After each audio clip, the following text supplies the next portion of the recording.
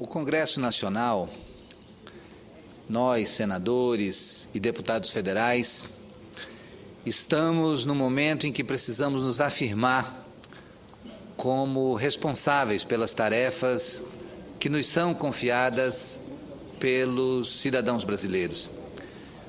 Já estamos entrando na segunda metade do mês de novembro e temos exatamente 1 mês e meio para demonstrarmos que somos capazes de corresponder às expectativas daqueles que votaram em nós e de todos os que são afetados diretamente pelas nossas ações.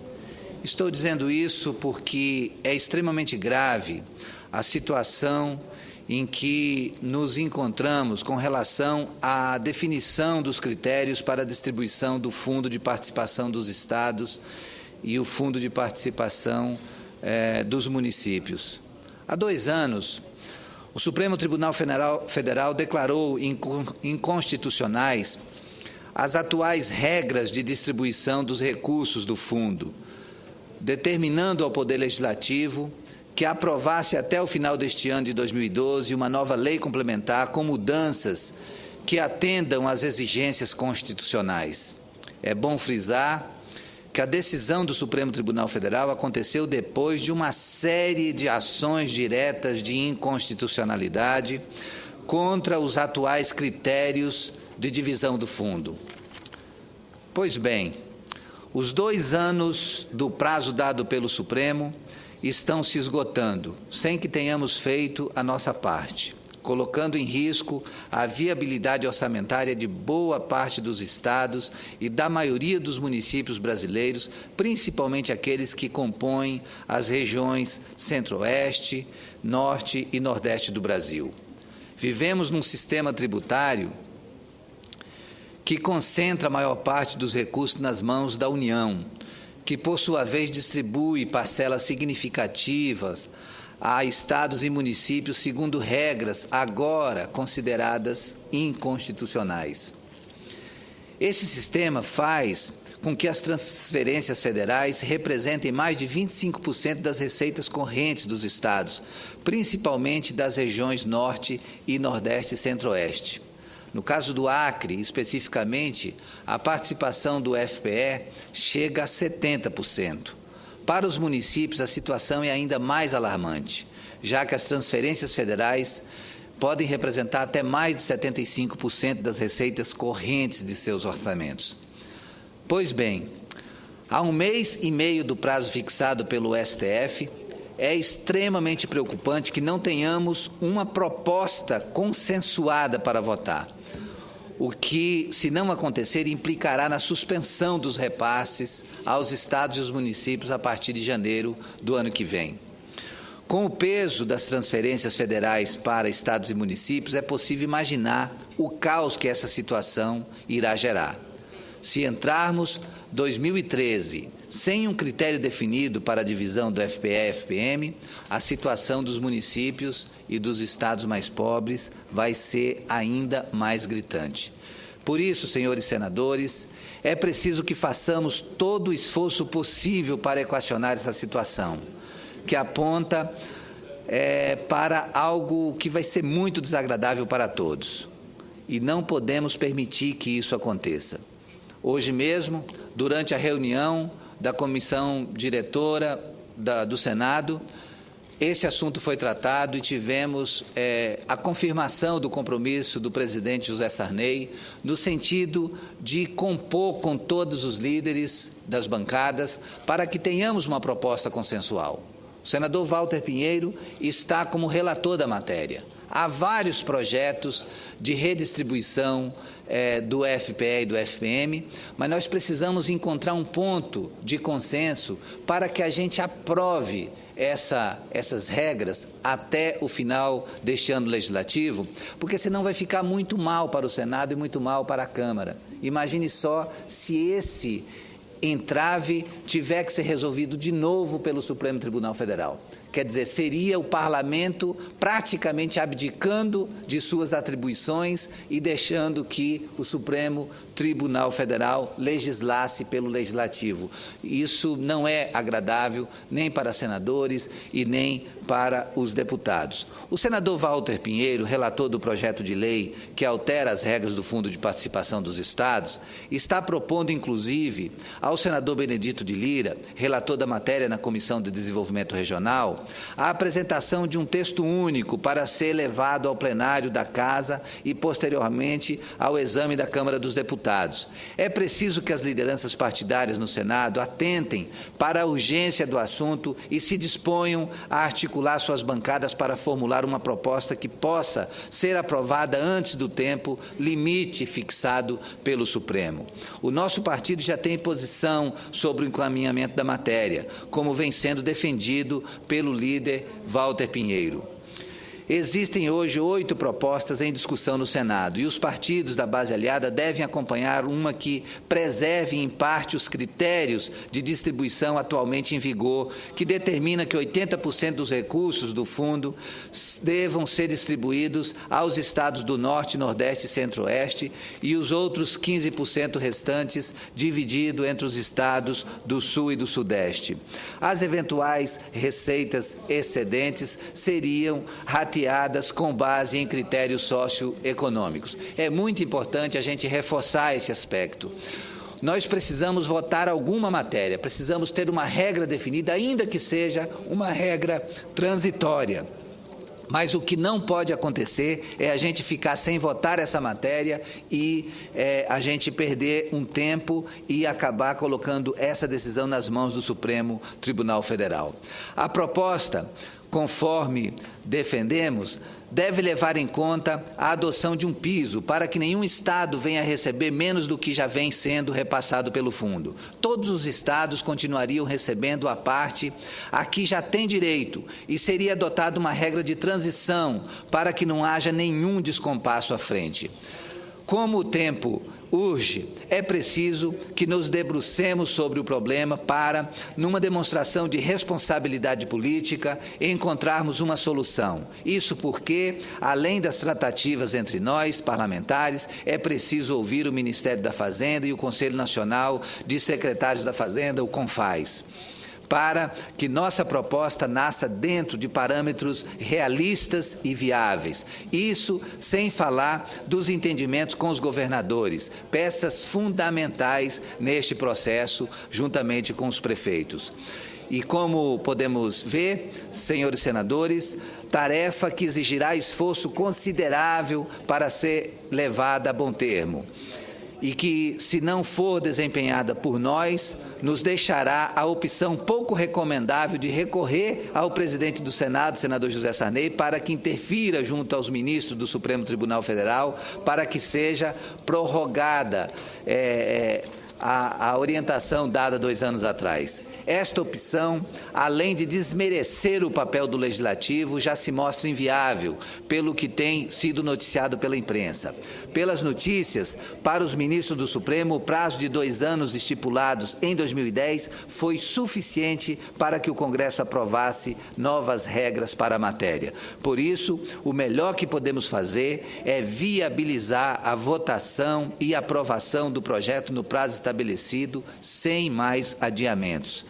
E, senhores senadores, outro assunto que merece uma atenção especial é o projeto de redivisão ou divisão dos royalties do petróleo, que é um assunto de total interesse de estados e municípios, e eu aproveito para manifestar o meu desejo de que a presidenta Dilma sancione a matéria do jeito que ela foi aprovada no Senado e revisada e aprovada com emendas na Câmara dos Deputados, essa lei de distribuição dos royalties da exploração do petróleo.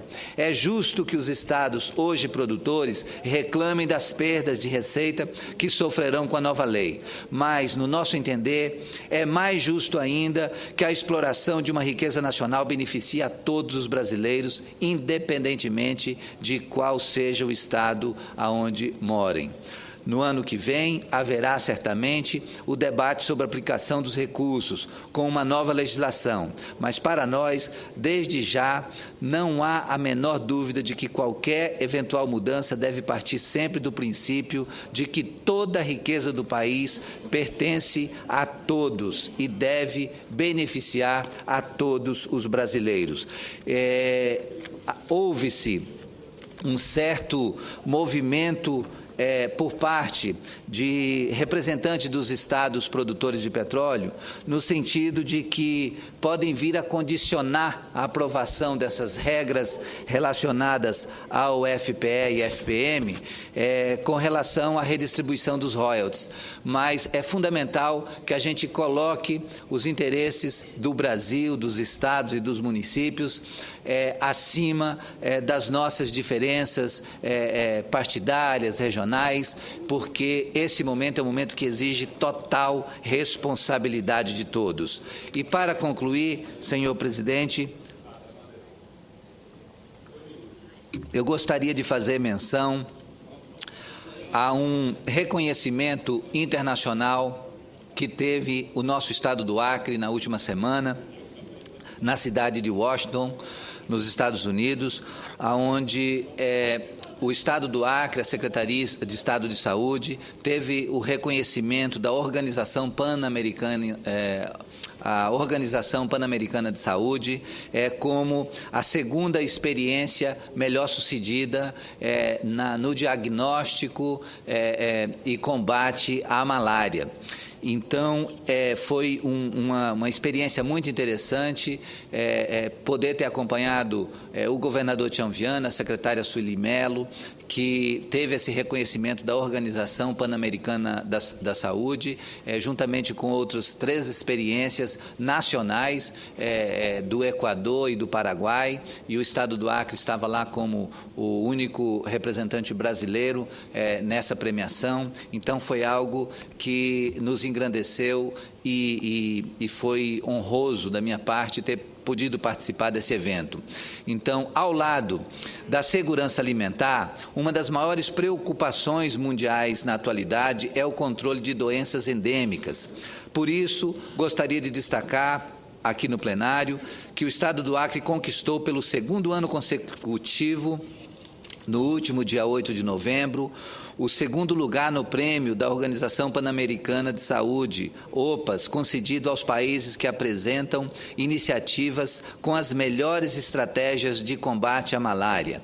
A experiência do Paraguai foi considerada a melhor pela comissão avaliadora e, por isso, ficou com o troféu de 1º lugar. E o Equador foi o 3º colocado, com uma experiência também interessante de prevenção, diagnóstico e combate ao mosquito da malária. Esse prêmio de 2ª melhor iniciativa de combate à malária, que foi entregue ao Estado do Acre, reconhece o trabalho que o nosso Estado executa há 7 anos na região do Vale do Juruá. Um trabalho intenso e permanente que resultou na redução significativa dos casos de malária naquela região.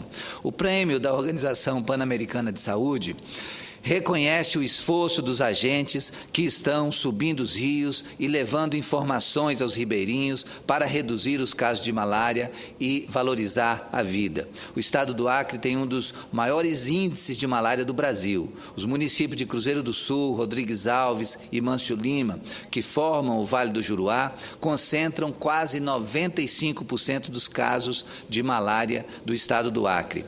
Para enfrentar o problema, o Estado do Acre desenvolveu um programa de controle integrado da malária, que prevê melhorias nos serviços de rotina e apoio a profissionais e agentes de saúde e endemias na definição de objetivos para reduzir os casos da doença, na realização de diagnósticos e tratamentos, na avaliação sistemática dos centros de diagnóstico, na expansão das unidades de controle de qualidade de diagnóstico e na adoção de testes rápidos em zonas de difícil acesso. Além disso, são mantidos um sistema de informação dinâmico e a emissão de boletins epidemiológicos epidemiológicos mensais.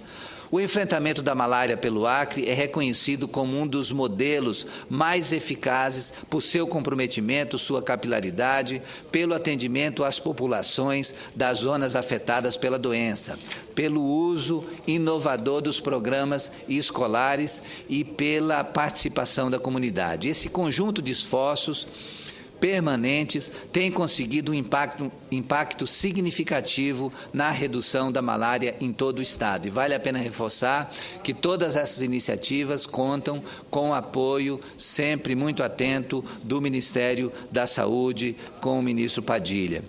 Entre os principais avanços conseguidos, destacamos o diagnóstico precoce e o tratamento oportuno, o que nos levou a ter 80% dos casos tratados dentro das primeiras 24 horas após o início dos sintomas e 99,4% dos casos tratados nas primeiras 48 horas depois do diagnóstico. Em 2011, o Acre registrou 22.958 casos com índice parasitário anual, de 30,8 a cada 1.000 habitantes, em comparação com 93.864 casos e um índice por habitante de 140 a cada 1.000 habitantes, registrados em 2006. Ou seja, nesse período, em 5 anos, tivemos uma redução aproximada de 78% nos casos de malária no Estado. Entre outros procedimentos importantes para a redução dos casos da doença estão a entrega de mosquiteiro preparados com remédios para impedir os mosquitos, os chamados mosquiteiros impregnados, e a visita constante de agentes de endemias às moradias da região. A entrega do prêmio ao Acre aconteceu em Washington, nos Estados Unidos. Participei da solenidade ao lado do governador Tião Viana e da secretária de Saúde, Sueli Melo, da gerente do Departamento de Vigilância em Saúde da Secretaria de Saúde do Acre, Isanelda Magalhães, e todos os integrantes da equipe que participaram desse grande esforço do Estado do Acre estavam acompanhando passo a passo todos o desenrolar dessa decisão lá da Organização Pan-Americana da Saúde, porque, na realidade, há uma grande equipe envolvida nesse processo. A secretária de Saúde, Sueli Melo, afirmou que a premiação recebida pelo Acre é um incentivo para que o Estado permaneça na luta para erradicar a malária. Concordamos com ela. Essa doença não é apenas um problema de saúde, é um problema social e econômico que tem impacto direto na vida das pessoas de menor poder aquisitivo. Dados da Organização Mundial de Saúde mostram, por exemplo, que atualmente 99 países em todo o mundo têm focos de transmissão ativa de malária e aproximadamente 3,3 bilhões de pessoas correm risco de contaminação. Mais de 90% dos casos de morte por malária em 2010 ocorreram na África e 86% foram em crianças menores de 5 anos de idade.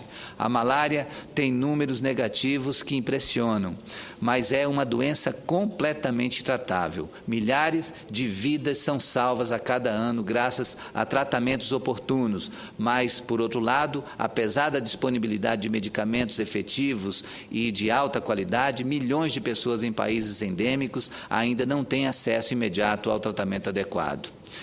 Ainda que lentamente, com esforços imensos de todas as esferas de governo, esse quadro evolui com melhorias importantes. Segundo a Organização Mundial de Saúde, desde o ano de 2000 até meados de 2011, os casos de malária caíram aproximadamente 17% em todo o mundo, e o número de mortes causados pela doença também diminuiu em torno de 26%.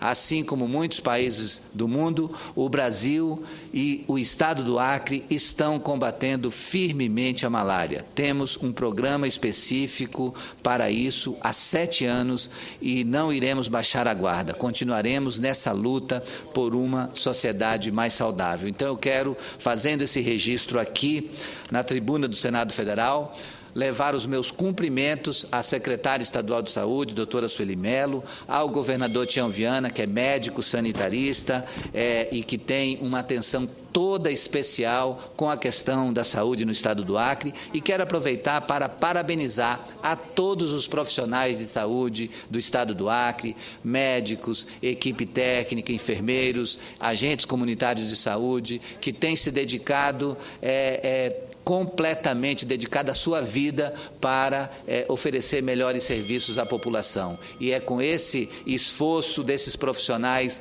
abnegados que a gente tem conseguido esses resultados que orgulham o serviço público, porque a intenção daqueles que prestam serviço à população é exatamente fazer com que a população se sinta mais segura e acolhida a cada espaço aonde deve ser oferecido um serviço de qualidade. Então, parabéns a todos os agentes que atuam na saúde pública do estado do Acre por mais essa conquista, esse reconhecimento junto à Organização Pan-Americana de Saúde. Muito obrigado, senhor presidente.